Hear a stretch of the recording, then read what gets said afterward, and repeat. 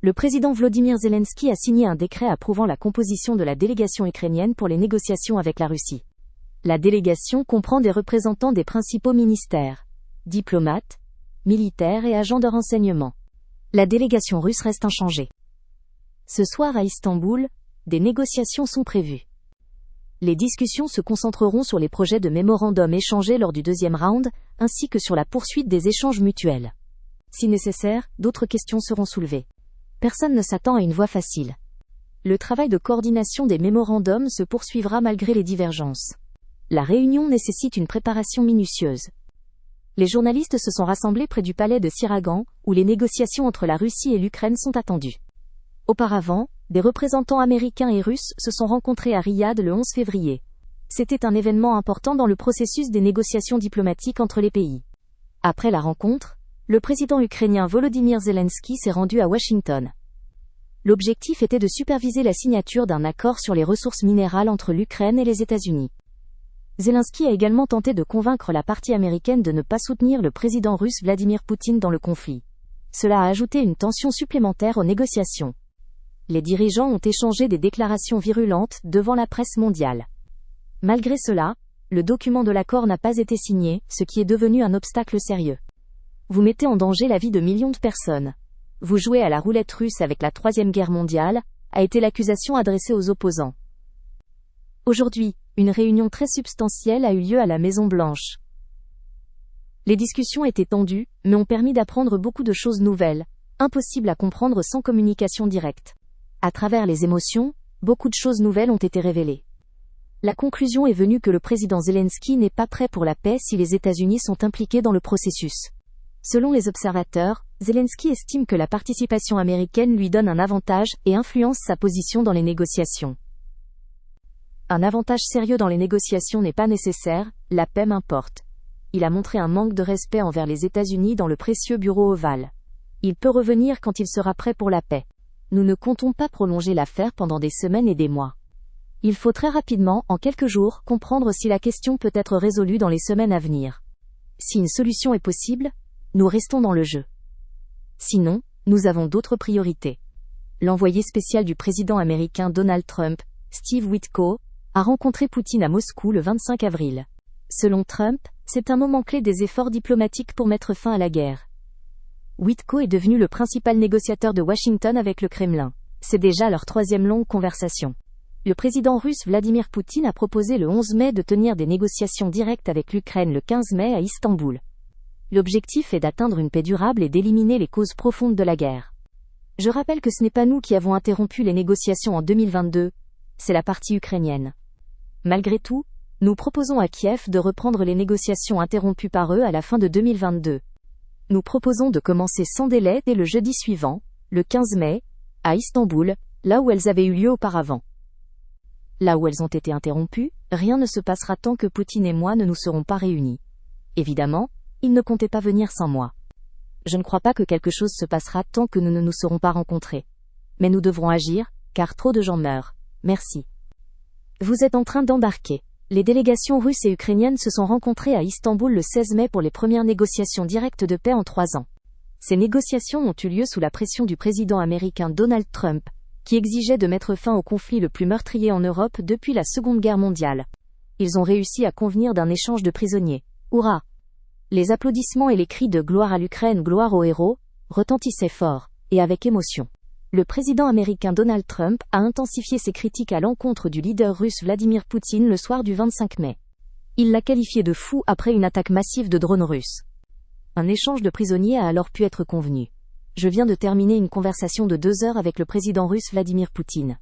Je considère qu'elle s'est très bien déroulée. La Russie et l'Ukraine commenceront immédiatement des négociations pour un cessez-le-feu et la fin de la guerre. Les conditions seront élaborées entre les parties, car c'est la seule façon d'atteindre la paix. Ils connaissent des détails que personne d'autre ne sait. Le ton et l'esprit de la conversation étaient excellents. Si cela avait été autrement, je l'aurais dit maintenant, pas plus tard. La Russie souhaite engager un commerce à grande échelle avec les États-Unis, une fois ce bain de sang catastrophique terminé. Et je suis d'accord. La Russie a une énorme opportunité de créer des milliers d'emplois. Les représentants russes et ukrainiens ont entamé le 2 juin à Istanbul, le deuxième round de négociations directes de paix depuis 2022, sans signe de rapprochement des positions. Le lendemain, une nouvelle phase d'efforts diplomatiques visant à mettre fin aux hostilités et à parvenir à la paix a commencé. Kiev a frappé certains bombardiers russes capables de porter des armes nucléaires. Les parties entendent discuter d'un cessez-le-feu complet et d'une voie à long terme vers la paix. Les discussions se déroulent dans un contexte de graves désaccords et de pression du président américain Donald Trump. Il a menacé de renoncer à son rôle de médiateur en cas d'absence de progrès. Le président Donald Trump assistait à une réception avec des républicains et des membres du Congrès dans la salle est de la Maison-Blanche, à Washington. Lors de son discours, le président américain a parlé de politique étrangère, d'accords avec le Japon et des résultats du gouvernement à l'intérieur du pays. Il est frappant que personne ne croyait à la possibilité de tels accomplissements.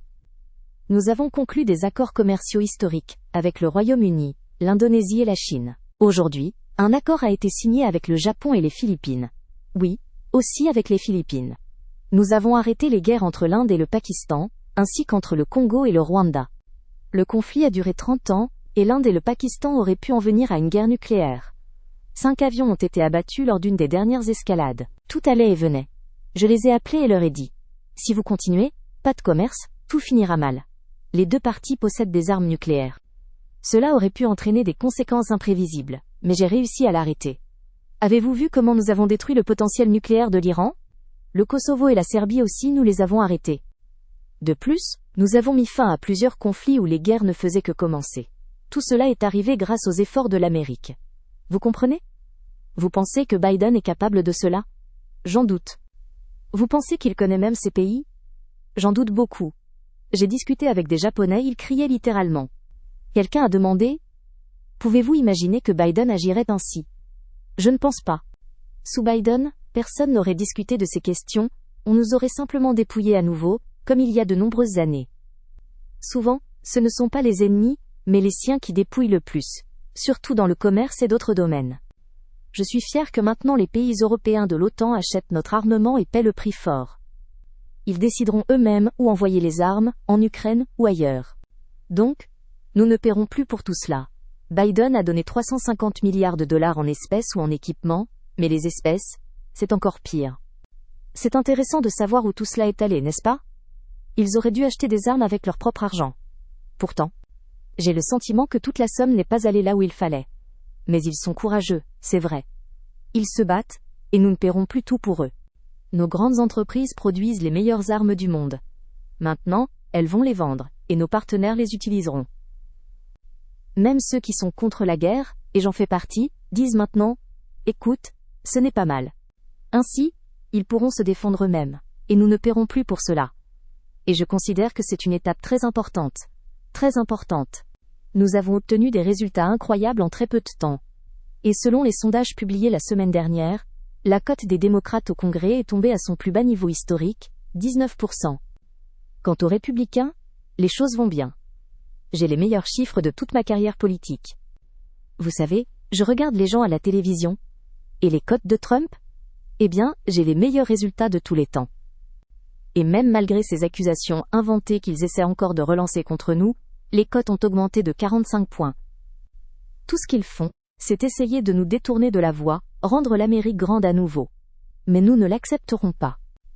Et souvenez-vous, ne les laissez pas oublier, c'est important. Obama a truqué les élections. La caméra vient de s'éteindre, et le voyant rouge s'est éteint. Imaginez à quel point ces gens sont malhonnêtes. Obama a triché. Quand ils commencent à raconter des bêtises, rappelez-vous qu'Obama a trompé, et ces gens aussi. Mais personne n'en parle.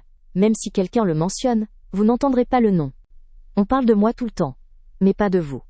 Ni de Tom, ni de Steve, ni de notre grand président de la Chambre. Juste Trump, Trump, Trump constamment. Je voudrais que vous soyez également mentionné. Donc je répète, Obama a truqué les élections. Et nous avons des preuves solides, concrètes, irréfutables, et elles augmentent. Il y a des choses difficiles à croire qui apparaissent. Quand on vous pose une question gênante, répondez simplement. Mais Obama a truqué les élections. Regardez comment la caméra s'éteint immédiatement. Et à vous, mes amis, un immense merci. Vous avez fait un travail incroyable. Vous êtes des personnes formidables, et je vous ai bien connus ces 6 derniers mois. Je ne connaissais pas beaucoup d'entre vous avant. Vous avez des talents incroyables. J'ai beaucoup parlé avec certains, mais avec ceux avec qui j'ai échangé, c'est particulièrement agréable. N'est-ce pas, Mary? Je n'ai pas eu besoin d'appeler Mary. Mais je vous apprécie tous énormément. Au final, nous avons atteint notre but. Presque tout le monde a voté, sauf 2 personnes qui refusent de voter par principe. Ils pensent que cela les rend plus cool, et qu'ils se démarquent des autres participants. Ces personnes n'ont ni idée, ni proposition, rien de constructif. Ils votent simplement contre tout sans donner de raison. Cela cause de l'incompréhension chez les autres. Je ne comprends pas pourquoi ils agissent ainsi. De plus, dans les questions actuelles, ils s'en sortent très mal, ce qui est visible pour tout le monde autour. Je vous le dis franchement, la situation laisse à désirer. Pour ne pas manquer les nouvelles vidéos, n'oubliez pas de vous abonner à la chaîne, un jour, de mettre un like et d'activer la cloche.